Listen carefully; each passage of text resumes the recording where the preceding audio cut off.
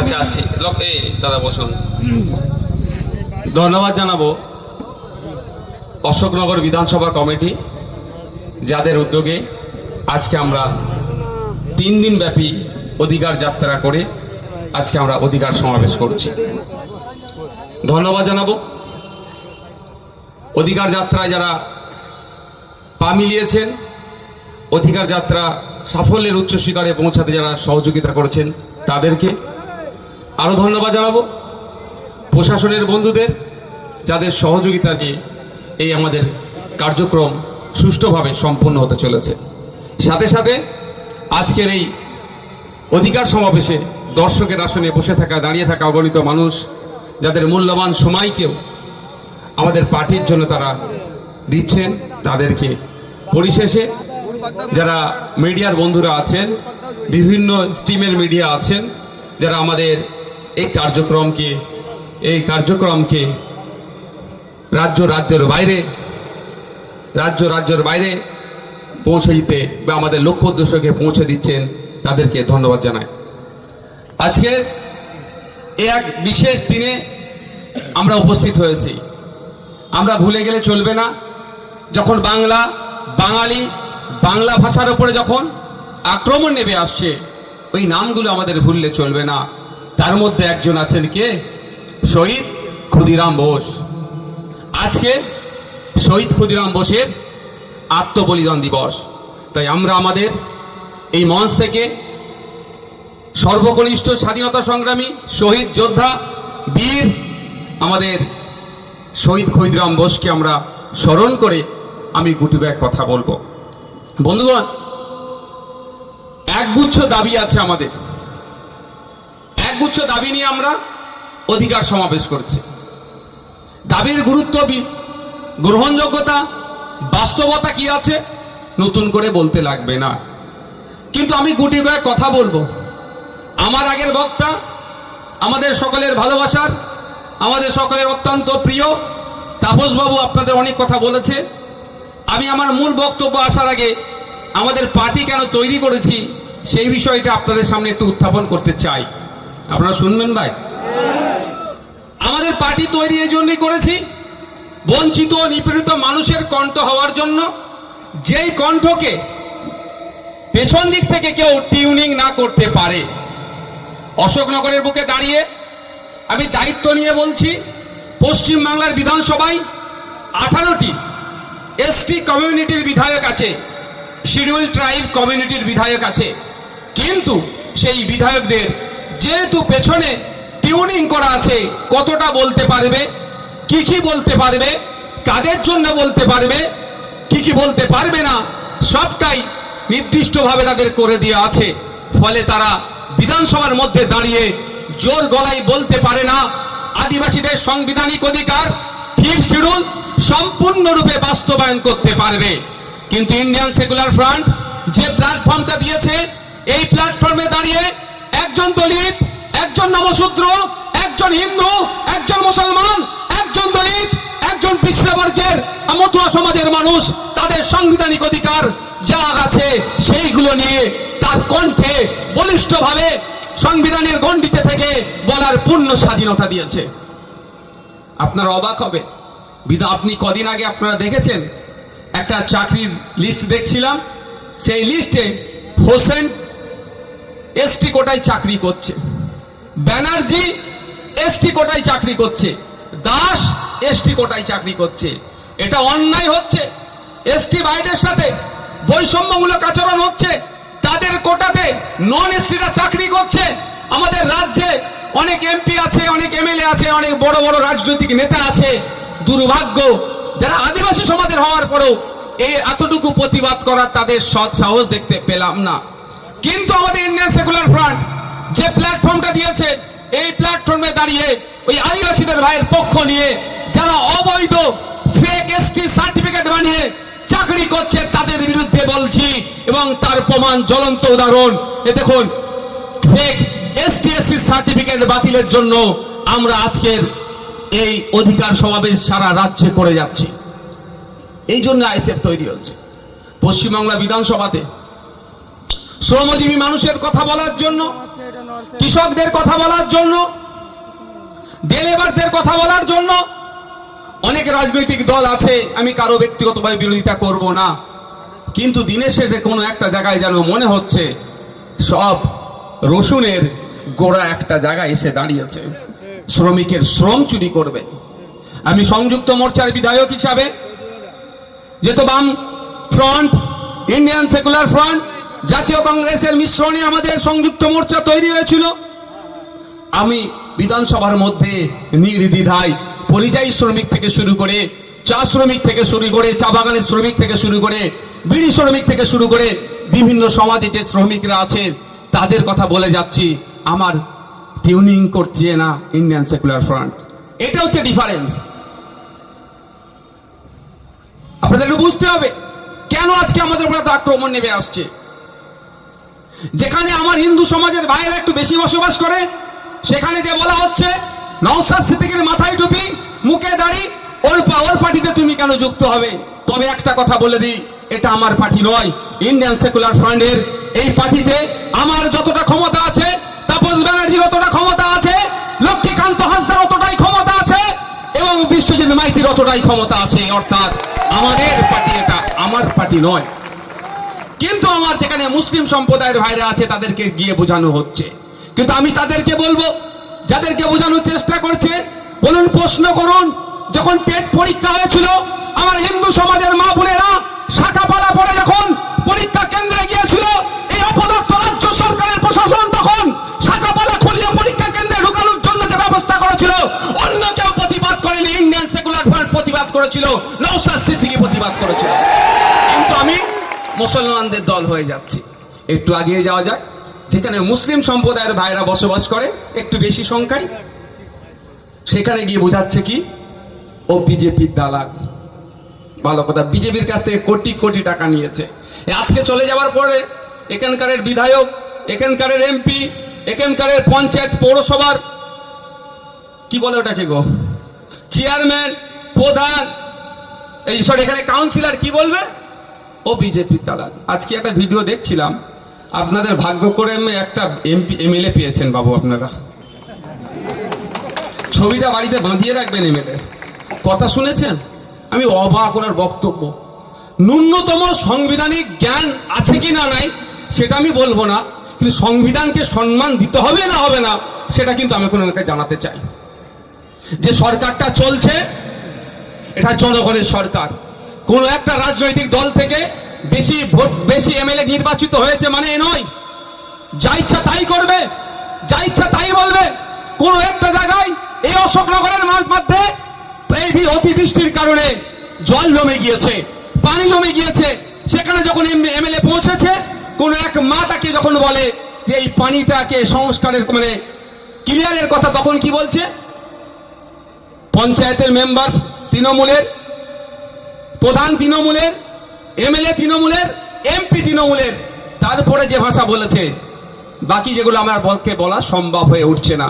কিন্তু আমাদের বুঝতে হবে, একজন ব্যক্তি যখন ভোটে কন্টেস্ট করে, সে নির্দিষ্ট দলের থাকে, যখন নির্বাচিত হয়ে যায়, সংবিধানের যখন শপথ নেয়, সে আর নির্দিষ্ট দলের থাকে না।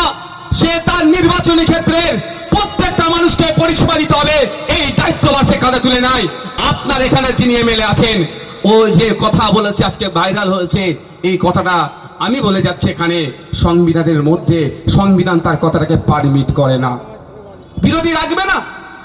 আরে ভারতবর্ষের এটা বিউটি, আমরা কেন্দ্রের বিজেপি সরকার আছে তার সমালোচনা করব, আজ আছে কালকে অন্য সরকার আসবে, কিন্তু আমার দেশের যেটা গর্বের বিষয়, বিশ্বের দরবারে আমাদের তুলতে হবে।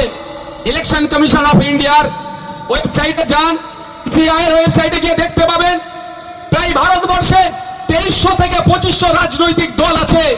পৃথিবীর ইতিহাসে দেখলে দেখা যাবে, আজ পর্যন্ত সারা পৃথিবীর যত দেশ আছে তত দেশের রাজনৈতিক দলগুলোকে একদিকে করবেন, আর আমার মহান ভারতবর্ষের রাজনৈতিক দল আলাদা করবেন ওদের থেকেও বেশি।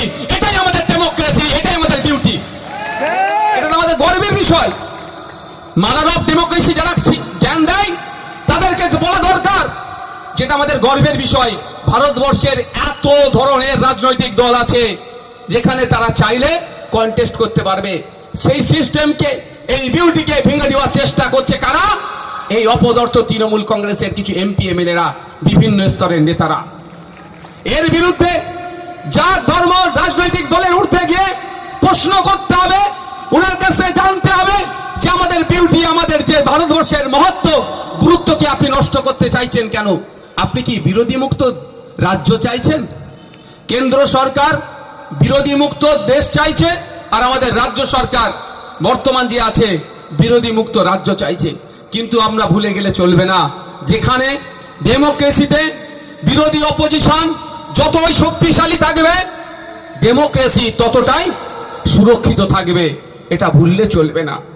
তাই এই দুটোই সরকার বিরোধী মুক্ত করতে চাইছে, এদের বিরুদ্ধে আমাদেরকে গণতান্ত্রিক প্রক্রিয়ায় লড়াই চালিয়ে রাখতে হবে। আর না হলে কি হবে বলুন তো? অন্যায় করবে একের পর এক। আমাদের বাড়ির মেয়ে তিলোত্তমা 1 বছর অতিক্রান্ত হলো, এখনো সম্পূর্ণরূপে বিচার পায়নি। আমি অন ক্যামেরা বলছি, বিভিন্ন স্তরের মিডিয়ারা আছেন, এখানে পুলিশের লোক আছেন, এখানকার বক্তব্য ঘুরতে ঘুরতে কালীঘাটে পৌঁছাবে সেটা আমি ভালো করে জানি। তারপরেও বলছি, বিজেপি আর তৃণমূল মিলে তিলোত্তমার পরিবারকে এখনো বিচার দেয়নি। ওরা মিলে তিলোত্তমার পরিবারকে ওরা যদি চাইতো তাহলে বিচার পেত। আমি একটা ছোট্ট উদাহরণ দেবো, আমি আমার ফিরে বিষয়বস্তুতে আসবো। আপনারা জানেন সিবিআই কি বলেছে কোর্টে? যে যেদিনকে তিলোত্তমাকে খুন করেছিল, এটা মাথায় রাখবেন। অনেকে বলছে ধর্ষণ করে খুন, আমি আপনাদের বলছি খুন করে ধর্ষণ। কথাটা উল্টো লাগতে পারে। স্বাভাবিকভাবে যদি একটা ডেড বডি কোথাও পাওয়া যায়, ডেড বডি উদ্ধার হলে কি হয়? কেন খুন করেছে এটা হয় না? প্রশ্ন হয় না? তো কেন তিলোত্তমাকে খুন করেছে, যদি এই প্রশ্নটা উত্থাপন করা যদি বেরিয়ে আসে, সেই জন্য ওকে খুন করা হলো, ধর্ষণ তারপরে করানো হয়েছে। আমি এত বড় কথা বললাম, তাকে ধর্ষণ করানো হয়েছে যাতে কি কারণে খুন হতে হলো তিলোত্তমাকে সেটা না জানতে পারে, সেটা চাপা পড়ে যায়। তিলোত্তমাকে কেন খুন হতে হয়েছিল? আপনার আমার বাড়ির মেয়ে, তিলোত্তমাকে খুন হতে হয়েছিল আপনার আমার জন্য। আপনি আমি আর্জি করে গিয়ে যখন ট্রিটমেন্ট নিচ্ছিলাম, সেখানে ফার্জি ঔষধ ছিল, ফেক স্যালাইন ছিল, ডুপ্লিকেট ঔষধ থাকতো। ওটি রুমে এই সঞ্জয় রায়ের মতো ডক্টর, এই সন্দীপ ঘোষের মতো ডক্টররা ওর মধ্যে মচ্ছপ করতো। শুধু তাই নয়, ওই যে মর্গে যে সমস্ত মহিলারা থাকতো, সেই মহিলাগুলোর সাথে, মৃত মহিলাগুলোর সাথে অপকর্ম করে ভিডিও করে বিদেশের মার্কেটে বিক্রি করতো। এর প্রতিবাদ আপনার আমার বাড়ির মেয়ে তিলোত্তমা করেছিল, আমার আপনার জন্য করেছিল, সেই জন্য তাকে খুন হতে হলো। তাই আপনাকে আমাকে ভুলে গেলে হবে না। তিলোত্তমাকে যতদিন না বিচার পাচ্ছে, আপনাকে আমাকে চিৎকার করে যেতে হবে, এটা মাথায় রাখবে। তিলোত্তমা নিজের জন্য খুন হয়নি, হতে হয়েছিল আপনার আমার। যে হসপিটালে পরিষেবা পাওয়া দরকার সেটা পাচ্ছিলাম না, এর বিরোধিতা করেছিল। এখানতে যে অস্থিগুলো থাকতো, হাড়গোড়গুলো, সেগুলো এরা বিক্রি করে দিত। মানে কি ভয়ঙ্কর দলের লোকেরা, বুঝতে পেরেছেন ভাই? কিছুই এরা ছাড়তো না, এর প্রতিবাদ করেছিল বলে খুন করলো। তারপরে খুনের কারণ যাতে না খুঁজে বার হয়, সেই জন্য এরা চেষ্টা কি করেছিল? ধর্ষণ করিয়েছিল। আমি কেন বিজেপি তৃণমূলকে বিচার পাচ্ছে না সমদায়ী করছি, একটু আপনাদের জেনে রাখা দরকার। সিবিআই যখন কেসটা নিয়েছে, ক্যালকাটা পুলিশ যে তদন্ত করেছে, ওটাকেই তারা মান্যতা দিয়ে কোর্টে সাবমিট করেছে, আর অল্প কিছু তদন্ত করেছে। আমি আর গুটি কয়েক প্রশ্ন থেকে যাচ্ছে ভাই। তিলোত্তমা কি একা ডিউটি করছিল ওই দিনকে? আপনি একটা উত্তর দেবেন ভাই। এটা শুনবেন না চোর ডাকাত শুনবেন? আমার মনে হয় যে মেয়ে আমাদের জন্য খুন হয়েছে, তার কাহিনীটাকে আমাদেরকে জানা দরকার। আমাদের জন্য খুন হয়েছে, এটা মাথায় রাখবেন। নিজের জন্য খুন হয়নি, তার পরিবারের জন্য খুন হয়নি। আপনার আমার মেয়ের বাড়ির মেয়েরা ট্রিটমেন্ট করতে যেত, যখন ওটি রুমে ওই সন্দীপ ঘোষেরা মচ্ছপ করত, তার বিরোধিতা করতে যে খুন হয়েছে, এটা মাথায় রাখবেন আপনারা। যাক, আপনার একাকি ডিউটি করছিল। সিবিআই তাহলে কজনকে জিজ্ঞাসাবাদ করেছে? সহজ ভাই হিসাব, আমি সিবিআই আধিকারিক নয়, যে ওই দিনকে কারা কারা ডিউটি করেছিল যদি জিজ্ঞাসাবাদ করে অনেক কিছু বেরিয়ে আসতে পারে। ওটাও বাদ দিলাম, করেনি। সিবিআই স্বীকার করছে যেদিন রাত্রিরে তিলোত্তমাকে খুন করা হয় ওই দিন রাত্রিরে ওই করিডোরের প্রায় 54 থেকে 55 জন যাতায়াত করেছিল। কিন্তু ওই 54-55 জনকে অপদার্থ সিবিআই শুভেন্দু অধিকারীর বস দ্বারা পরিচালিত অমিত শাহজির দপ্তরের সিবিআই খুঁজে পাচ্ছে না। কারা হতে পারে? দিল্লি থেকে অফিসাররা আসছে, ম্যানেজ করে বেরিয়ে যাচ্ছে, খুঁজে নাও পেতে পারে। কিন্তু খোঁজার তো অনেক অনেক পন্থা আছে ভাই। ওই সিসিটিভি ভিডিও ফুটেজ পাবলিক করে দেওয়া দরকার ছিল। পাবলিক করে দিলেই আপনার এই অশোকনগরের আপনার ওয়ার্ডের কোনো যদি কুলঙ্গার ওই 54-55 জনের মধ্যে থাকতো, তাহলে আপনারা আপনার মন কাঞ্চা তিলোত্তমার বিচার চাইছেন, তাহলে ওর নামটা সিবিআই আধিকারিকদের কাছে পৌঁছে দিতাম না ভাই আমরা? আমার ফুরফুরা শরীফের আমাদের ভাঙড়ের যদি কোনো কুলঙ্গার আমাদের তিলোত্তমাকে খুন করে ওই রাত্রে ওই ষড়যন্ত্রের সাথে যুক্ত আছে, যদি ভাঙড়ের মানুষ দেখতে পেত, তাহলে তার নাম ঠিকানা বাবার নাম ঠিকুজি গোষ্ঠী নিয়ে সিবিআই হাতে তুলে দিত, আর সিবিআই তাদেরকে ধরে জিজ্ঞাসাবাদ করে দুধকে দুধ পানিকে পানি করত। করেছে ভাই? আমি একটু পয়েন্টে পয়েন্টে কথা বলি, এইদের আবার জয়েন্টে জয়েন্টে ব্যথা করে। আমি কি করতে পারি ভাই? আমি যদি ভুল বলি বলবেন, এই বলা ছেড়ে দেবো। কারণ আমি মিথ্যা প্রতিশ্রুতি দিয়ে রাজনীতির ময়দানে আসিনি। ক্ষমতার মসনদে যেতে হবে, নীল লাইট নিয়ে ঘুরতে হবে, মন্ত্রী হতে হবে, ও স্বপ্ন আমার নাই। যদি মন্ত্রী হওয়ার আমার স্বপ্ন থাকতো, এখন একটা নয় দুটো মন্ত্রী নিয়ে ঘুরতে পারতাম। ভালো করে আপনারা জানেন। সুতরাং আমি সঠিক কথা বলবো। তাই বন্ধুগণ, তাহলে 54-55 জন কে ছিল? খুঁজে পাচ্ছে না কেন? বা আর কারা খুনি খুঁজে পাচ্ছে না কেন? এটাই তো ব্যাপার। যারা এই খুনের সাথে যুক্ত তারা তৃণমূল কংগ্রেসের দামাল নেতাদের দামাল ছেলে মেয়েদের মধ্যে পড়ে গিয়েছে। তৃণমূল কংগ্রেসের দামাল ছেলে মেয়েদের মধ্যে পড়ে গিয়েছে। সেই জন্যই জানেন তো আপনারা, দিদি সমস্যায় পড়লেই দাদার দ্বারস্থ হয়।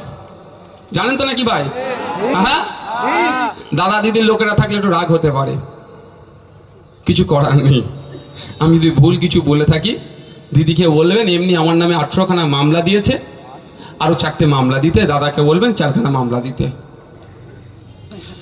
দিদির দলের তৃণমূল কংগ্রেসের দলের নেতাদের দামাল ছেলে মেয়েরা ধরা পড়বে, সেই জন্যই দাদার দ্বারস্থ হয়েছে। দাদা ঠিক স্তরে স্তর দিয়ে সিবিআইকে চুপ করিয়ে দিয়েছে। তাই বন্ধুগণ, আমাদের লড়ে যেতে হবে, আমাদের চুপ থাকলে হবে না। দাদা দিদির সেটিং আমাদের ভাঙতে হবে, তিলোত্তমার বিচার করতে হবে, তার পরিবারকে ন্যায় দিতে হবে। সাথে সাথে নদিয়া জেলার তামান্না বলে যে ফুটফুটে ক্লাস